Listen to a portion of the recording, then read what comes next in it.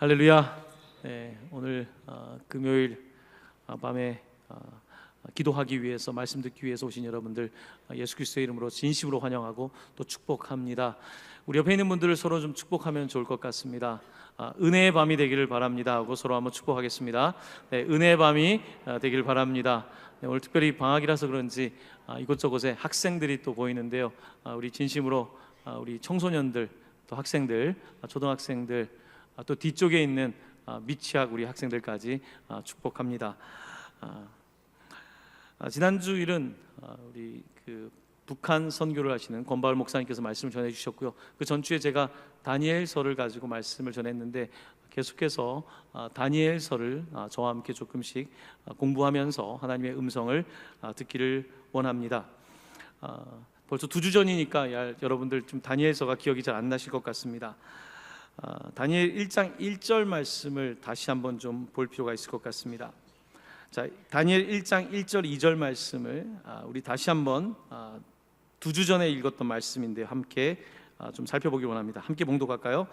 유다 왕 여호야김이 다스린 지 3년이 되는 해에 바벨론 왕 느부갓네살이 예루살렘에 이르러 성을 에워쌌더니 주께서 유다 왕 여호야김과 하나님의 전 그릇 얼마를 그의 손에 넘기심에 그가 그것을 가지고 신할 땅 자기 신들의 신전에 가져다가 그 신들의 보물 창고에 두었더라.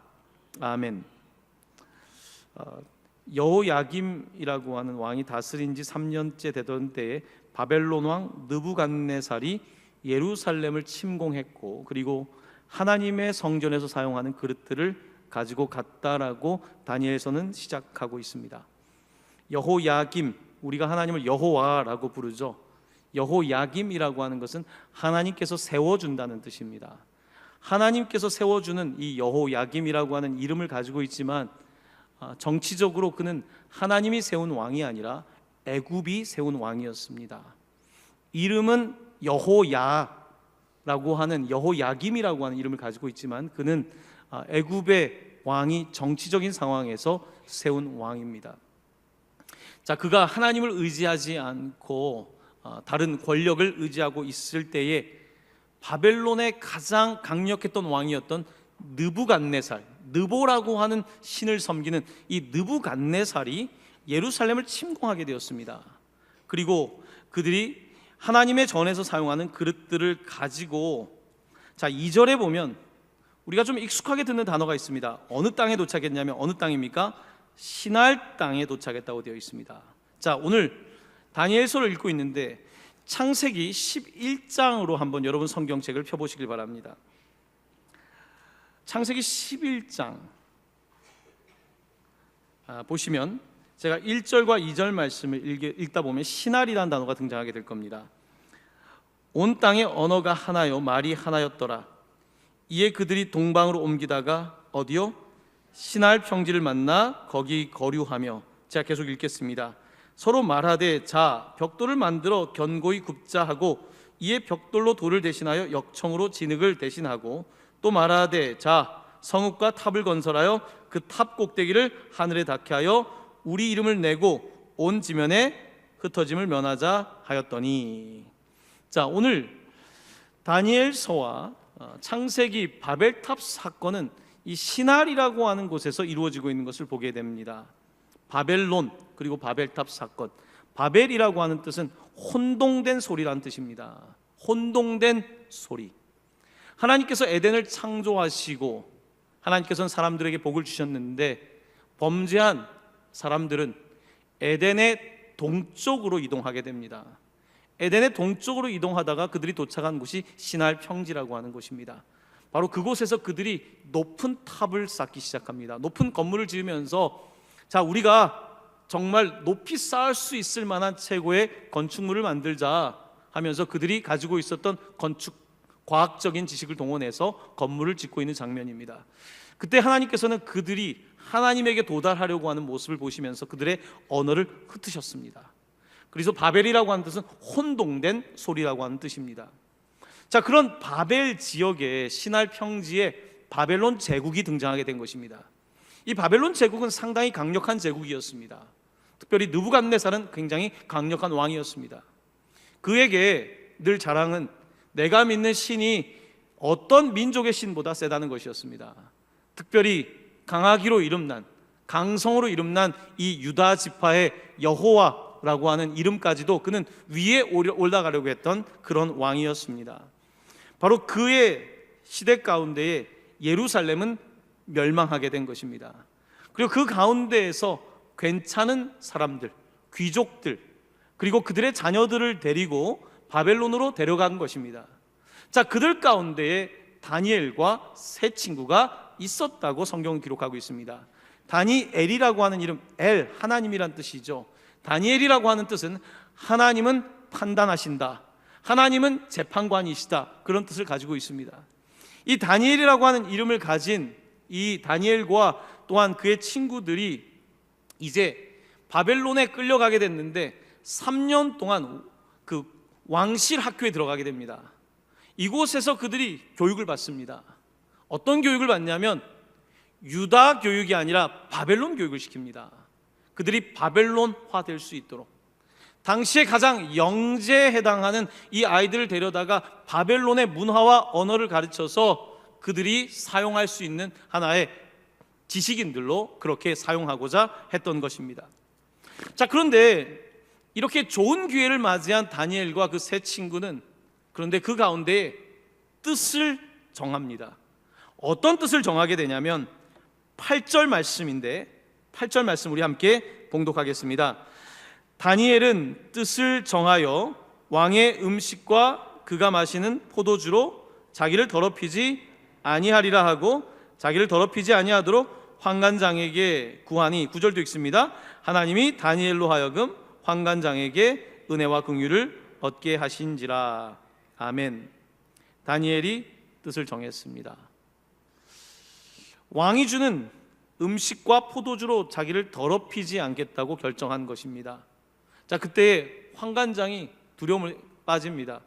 아니, 왕이 주는 음식을 제대로 먹지 않고 포도주를 먹지 않고 어떻게 왕 앞에 설 것인가 하고 반문합니다. 그때 열흘 동안 우리를 시험해 보십시오. 우리는 다른 신에게 바친 음식을 먹지 않겠으며 포도주에 입을 대지 않겠지만 열흘 후에 함께 봐달라고 이야기를 합니다. 그리고 열흘이 지났는데 놀랍게도 이 다니엘과 친구들의 모습은 더욱더 빛나는, 정말로 다른 사람들보다 더 아름다운 모습을 하고 있었다고 오늘 다니엘서는 기록하고 있는 것입니다. 자, 이런 배경 속에서 이제 오늘 우리는 17절 말씀으로 넘어오게 됩니다.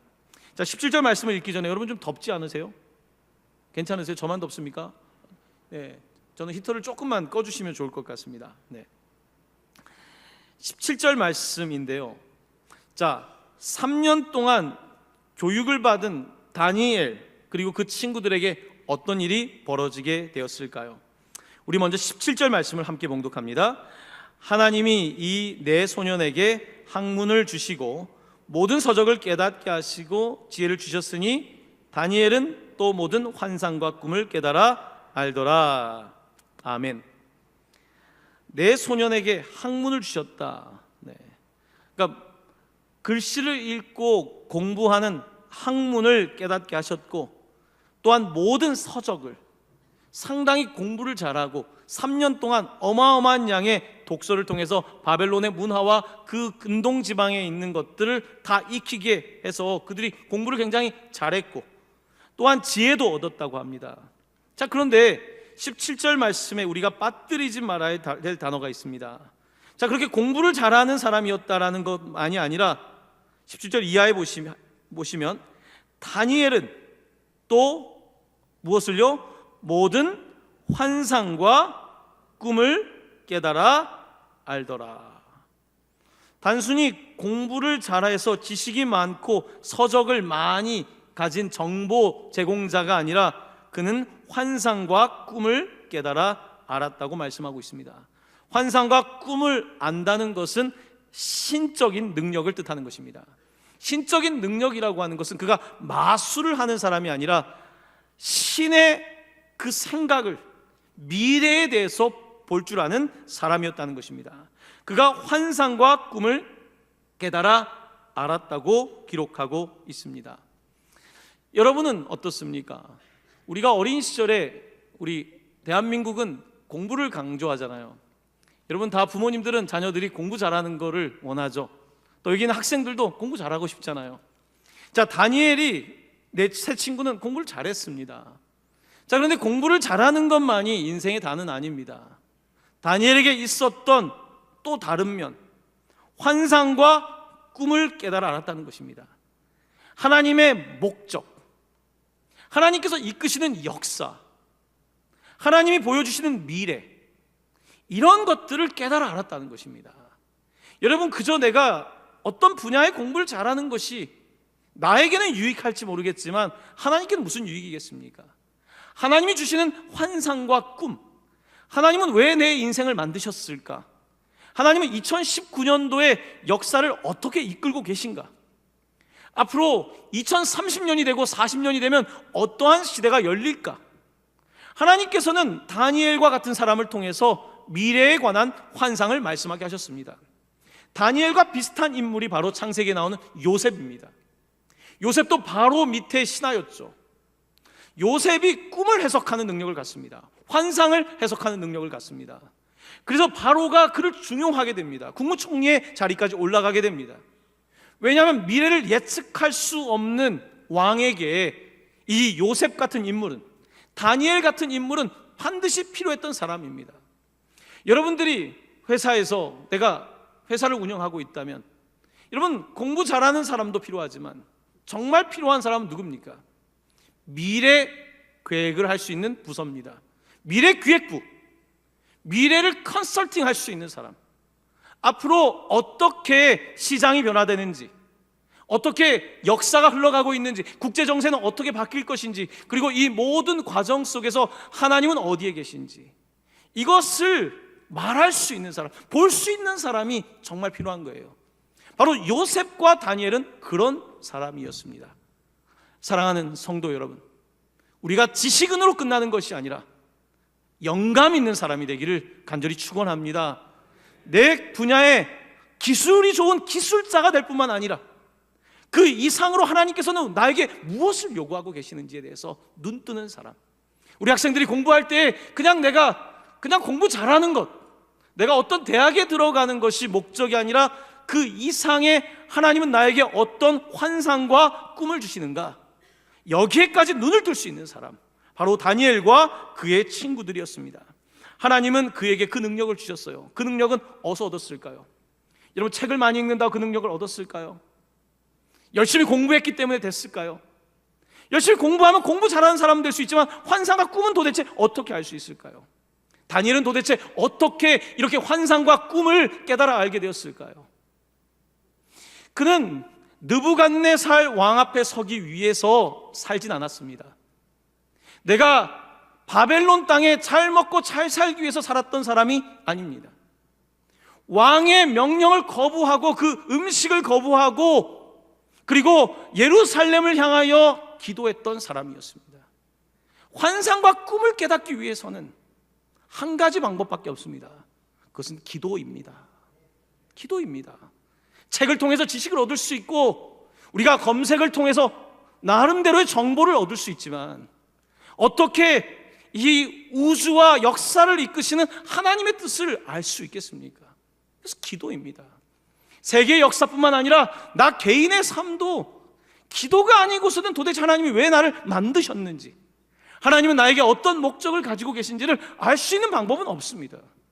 다니엘은 3년의 서적과 학문을 공부했을 뿐만 아니라 3년 동안 굽히지 않고 기도했습니다. 바로 이것이 다니엘과 세 친구가 환상과 꿈에 대하여 열려 있을 수 있었던 이유였습니다. 자, 그렇게 하나님께서는 다니엘에게 이런 놀라운 축복을 주셨는데요. 자, 18절 말씀으로 넘어갑니다. 18절. 왕이 말한 대로 그들을 불러들일 기한이 찼으므로, 기한이 찼다는 것은 3년이 지났다는 것입니다. 이제 훈련을 받은 3년이 찼으므로 환관장이 그들을 느부갓네살 앞으로 데리고 가니, 왕 앞에 데리고 간 것입니다. 자, 그리고 19절입니다. 왕이 그들과 말하여 보매 무리 중에 다니엘과 하나냐와 미사엘과 아사랴와 같은 자가 없으므로 그들을 왕 앞에 서게 하고, 자, 보십시오. 이제 공부를 마친 사람들을 다 왕 앞에 데리고 갔어요. 왕 앞에 얼마나 소년들이 많겠습니까? 자, 그런데 그 가운데 테스트를 했겠죠. 진짜 느부갓네살 왕 앞에 설 사람이 누군지 테스트를 해보니까 이 네 소년이 뽑혔다는 것입니다. 그들이 탁월했던 거예요. 지식이 탁월했던 거예요. 언변이 탁월했던 거예요. 그것뿐만 아니라 사람을 끌어당기는 환상과 꿈을 아는 그들에게 능력이 있었기 때문에 사람들이 보면 아는 거죠. 보면 알지 않습니까? 이들이 왕 앞에 서게 됩니다. 사랑하는 성도 여러분, 우리가 왕 앞에 서면 좋잖아요. 청와대 가보면 좋잖아요. 백악관 가보면 참 좋지 않겠습니까? 여러분이 못했다면 자녀들이라도 그렇게 되면 얼마나 좋겠습니까? 하지만 우리의 인생이 단지 이 땅의 왕 앞에 서기 위한 목적이라고 한다면 그건 너무 저는 꿈이 작다고 생각합니다. 우리의 삶의 목적은 세상의 왕 앞에 서는 것도 좋지만 누구 앞에요? 영원하신 왕 중의 왕이신 주님 앞에 서는 것이 우리의 삶의 목적이 되어야 합니다. 왕 앞에 섰던 다니엘, 아직 느부갓네살 왕 앞에 서진 않았지만 3년의 훈련 동안에 모든 소년들은 이 느부갓네살 앞에 서는 게 인생의 목적이었습니다. 하지만 다니엘과 세 친구는 이 왕이 아니라 이미 왕 중의 왕이신 하나님 앞에 서 있었습니다. 그 하나님 앞에 설 때에 하나님께서는 이 다니엘과 세 친구에게 어마어마한 능력을 주셨습니다. 학습의 능력뿐만 아니라 정말 세상을 바라볼 수 있는 그 지혜. 그 젊은 나이에 다니엘이 이곳에 끌려왔을 때가 학자들에 의하면 14살, 15살 때입니다. 한 14살 때 끌려온 이 아이들이 이렇게 대단한 지식을 가지고 왕들 앞에 서게 되었습니다. 자, 그리고 20절 말씀입니다. 우리 20절 말씀 함께 봉독할까요? 시작. 왕이 그들에게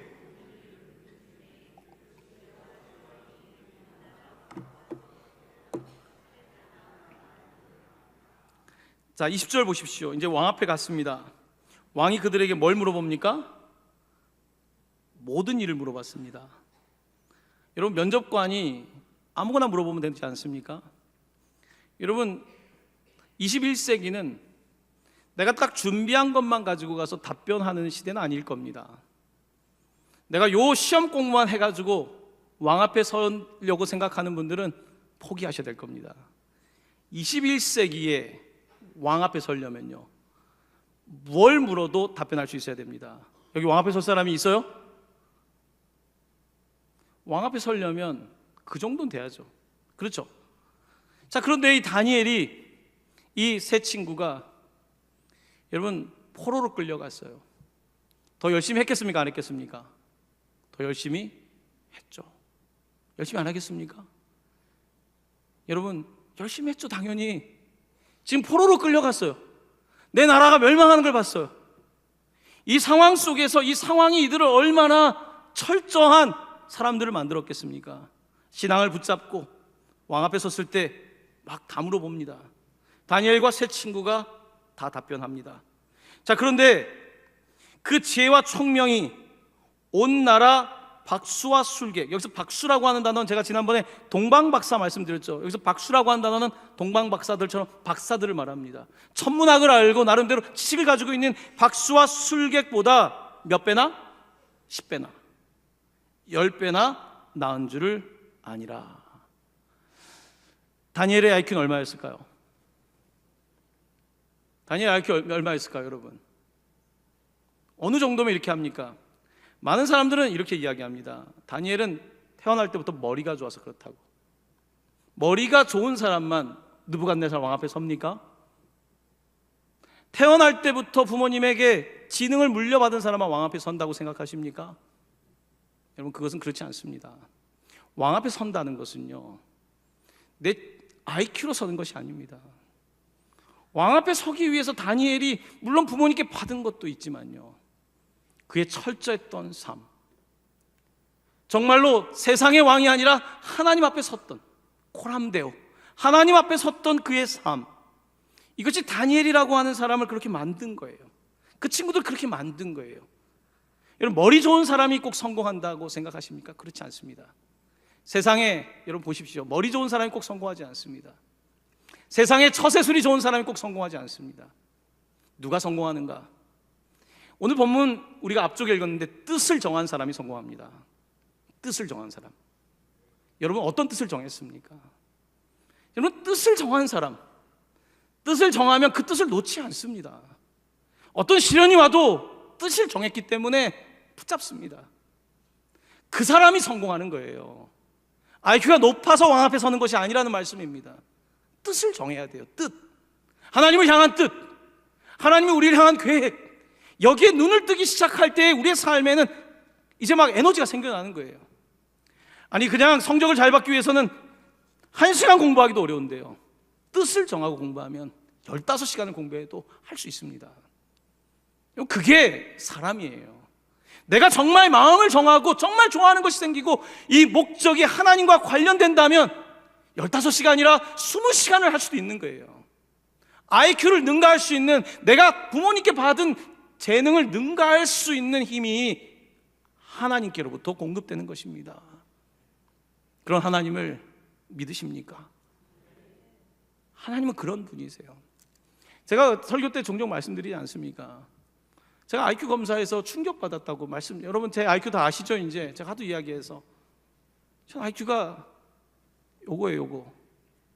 요게 아니란 말입니다. 요거란 말입니다. 네. 제 앞에서 머리 이야기하시면 안 돼요. 여러분 절대 이야기하시면 안 돼요. 난 머리가 아닙니다. 머리보다는요 몰입이에요. 몰입할 수 있느냐가 중요한 거예요. 여러분 최근에 심리학자들은 인간의 몰입 능력에 대한 이야기를 하는 플로우라고 하는 플로우, 얼마나 몰입할 수 있는가. 몰입이라고 하는 것은 어디에 나오냐면 내가 정말 좋아하는가, 내가 정말 좋아하는 것은 거기에 내 뜻이 있는가, 여기에 몰입하는 능력이 나오는 거거든요. 여기에 몰입할 수 있을 때에, 뭐든 어떤 거에 빠질 수 있을 때에, 여러분 그게 천재가 등장하는 대목이거든요. 이 다니엘과 세 친구는 3년 동안 아마 굉장히 몰입했을 겁니다. 이들은 단순히 내가 성공하기 위해서가 아닙니다. 왜냐하면 성공할 사람이면 왜 사자굴에 들어갑니까? 성공할 사람이면 더 처세술을 발달시키지 왜 뭐하러 이 바벨론 사람들과 이 대척을 하는 그런 신앙을 유지합니까? 그들은 그런 사람들이 아니었습니다. 하나님은 이들을 불러주셔서 왕 앞에 서게 하십니다. 나라는 망했어요. 유다의 왕들은 없어요. 하지만 유다의 왕보다 당시에 더 실권이었던 느부갓네살 왕 앞에 서게 하십니다. 그것뿐만이 아닙니다. 다니엘이 얼마나 많은 왕 앞에 섰는지 아십니까? 여러분 21절 말씀 저와 함께 봉독하겠습니다. 함께 봉독할까요? 시작. 다니엘은 고레스 왕 원년까지 있으니라. 아멘. 왜 21절에 다니엘은 조금 전까지 느부갓네살 이야기하다가 고레스 왕 원년까지 있으니라는 말을 기록하고 있는 것일까요? 다니엘서는 왜 이야기를 하고 있는 것일까요? 고레스 왕은 바벨론이 무너지고 페르시아의 왕입니다. 한 제국이 멸망하고 또 다른 제국이 일어났어요. 그 고레스 왕의 원년에까지 다니엘이 왕 앞에 섰다는 거예요. 다니엘이 왕 앞에 한 명 앞에 선 게 아니라 정권이 바뀌어도, 제국이 바뀌어도 15살 때도 왕 앞에 섰고, 그리고 그가 90이 돼서도 왕 앞에 섭니다. 여러분 다니엘은 우리는 그냥 보통 그냥 어린 다니엘을 이해하는데요, 다니엘은 그렇지 않습니다. 다니엘의 이야기는요 거의 그의 90년 인생을 담고 있습니다. 순간순간에 있었던 사건들을 기록하면서 다니엘서는 우리에게 놀라운 이야기를 가르쳐주고 있습니다. 그가 왕들 앞에 섰다는 것입니다. 하나님 앞에 서기로 결정하자, 왕 앞에 서기로 결정하자, 하나님께서는 그를 시대가 바뀌고 권력이 바뀌어도 계속해서 왕 앞에 서게 하셨다는 것을 오늘 본문은 우리에게 증언하고 있는 것입니다. 자, 그 증언의 예로 다니엘서 10장으로 넘어가겠습니다. 다니엘 10장입니다. 10장 1절 말씀, 우리 함께 이 말씀을 봉독합니다. 시작. 바사왕 고레스 제 3년에 한 일이 벨드사살이라 이름한 다니엘에게 나타났는데 그 일이 참되니 곧 큰 전쟁에 관한 것이라. 다니엘이 그 일을 분명히 알았고 그 환상을 깨달으니라. 그는 지금요 고레스, 아까 원년이라 고레스 3년째까지 완전히 시대가 바뀌었는데 그는 여전히, 나이가 이제 90이 다 되었는데 그는 여전히 고레스 왕의 때도 뭘 깨달았습니까? 환상을 깨달았습니다. 전 다니엘이 굉장히 부러운 사람입니다. 여러분도 부럽죠? 오늘 다니엘에 대한 이야기를 들어보니까. 여러분, 많은 사람들은요 그 권력이 있을 동안에 왕 앞에 섭니다. 그 다음에 어디 가는 줄 아세요? 한국에서는 보통 감옥에 갑니다. 왕 앞에 선 사람들은 보통 감옥에 가요. 그 권력에 남아있는 거예요. 왜냐하면 처세술로 살았기 때문에, 혹은 정치적으로 살았기 때문에, 진짜 실력을 갖고 있지 않았기 때문에, 그때그때를 모면하며 살았기 때문에, 정말 하나님 앞에 서지 않았기 때문에 그들은 권력이 바뀔 때마다 결국은 무너지고 말았던 거예요. 다니엘처럼 남아있는 사람은 없었습니다. 90대가 될 때까지 다니엘은 남아있습니다. 제가 얼마 전에 이야기를 드렸던 연세대학교 명예교수인 김형석 교수, 제가 어린 시절 저희 집에 있던 김형석 교수의 수필집을 읽었던 기억이 있습니다. 100세예요. 지금 100세를 살아보니라는 책을 썼잖아요. 지금도 일주일에 수영을 2번씩 하세요. 100세. 지금도 강의 다니세요. 우리 교회 한번 오셨으면 좋겠어요. 100세인데도 지금도 충분히 강의를 하고 있고 많은 사람들의 마음을 움직이고 있어요. 윤동주 시인의 친구입니다. 여전히 살아있어요. 놀랍지 않습니까? 사랑하는 성도 여러분, 다니엘이 부러우시죠? 부러우세요? 요즘은 오래 사는 걸 안 좋아하셔서 안 부러우신가 봐요. 90에도 왕 앞에 설 수 있다면, 청와대에서 90인데 콜을 받을 수 있다면, 내가 90이 넘었는데 백악관에서 전화가 와서 제발 와달라고 한다면 어떠세요? 괜찮으세요? 와 닿으세요? 별로. 동강교회 성도님들 너무 꿈이 작으신 것 같아요. 저는 백악관에서 한번 불러주셨으면 좋겠어요. 그래서 제가 요즘 한반도 선교 많이 하는 게 이런 거 해야지 백악관에서 부를 수 있거든요. 교회 목사를 부르긴 어려운데 이걸 하면 나중에 그 통일에 기여한 사람이다 해서 불러줄 거 아닙니까? 이걸 제가 정치적으로 하는 거 아닙니다. 저 관심 없어요. 정말 진실하게 한다면 불러주는 날이 오지 않겠습니까? 그 목적 때문에 한다면 그건 굉장히 수준 낮은 사람일 거예요. 하지만 하나님의 목적 때문에 한다면, 하나님의 이유 때문에 한다면 그 사람 반드시 한 명의 왕이 아니라, 오늘 설교의 제목은 왕들 앞에 서답니다. 왕들 앞에 서게 될 것입니다. 저는 우리 교회 우리 후배들이, 우리 자녀들이 왕들 앞에 서기를 바랍니다. 축원합니다. 왕들 앞에 서기 위해서는, 왕들 앞에 서는 목적이 아니라 하나님 앞에 서는 것, 코람데오, 하나님 앞에 서는 것, 이 뜻을 정할 때에 여러분의 삶에 빛이 비춰질 거예요. 아, 내가 태어난 이유가 이거구나, 내 삶의 사명이 이거구나, 내 삶에 하나님 바라는 게 이거였구나, 이 시대의 역사 속에 내가 존재하는 이유는 바로 이것이구나, 내 인생이 겨우 100년밖에 되지 않지만 하나님의 역사 가운데 그래도 나라고 하는 사람이 이런 가치가 있는 거구나. 이걸 깨닫게 될 때 우리의 삶에는 아까 제가 말했던 몰입하는 힘이 생겨날 거예요. 몰입은 무서운 겁니다. 인간에게 가장 뛰어난 몰입, 우리의 신경들이 다 하나로 모아지는. 여러분, 보통 우리 신경이 산만하거든요. 하지만 우리의 신경들이 하나로 모아지게 되고, 우리의 호흡이 하나로 모아지고, 우리의 모든 몸과 영혼이 하나로 모아질 그 순간, 우리는 그때 몰입을 경험하는 거거든요. 이 과정을 통해서 우리는 내가 상상하지 못했던 창조적인 능력을 경험하게 되고, 내가 상상하지 못했던 학습 능력을 발휘하게 되고, 정말 나는 아무것도 아니라고 생각했는데 내 삶 속에 놀라운 일들이 벌어짐을 깨닫게 되는 것입니다. 오늘 본문은 우리에게 다시 한번 소망을 줍니다. 다니엘, 이름의 뜻은 God is my judge, 하나님이 나의 심판관입니다. 하나님이 판단하십니다. 이 이름의 다니엘처럼 살아가는 모든 성도 여러분의 삶이 하나님께서 여러분들을 판단하시는, 감찰하시는 그런 인생으로 하나님께 영광 올려드리기를 예수님의 이름으로 간절히 축원합니다. 아멘. 아멘.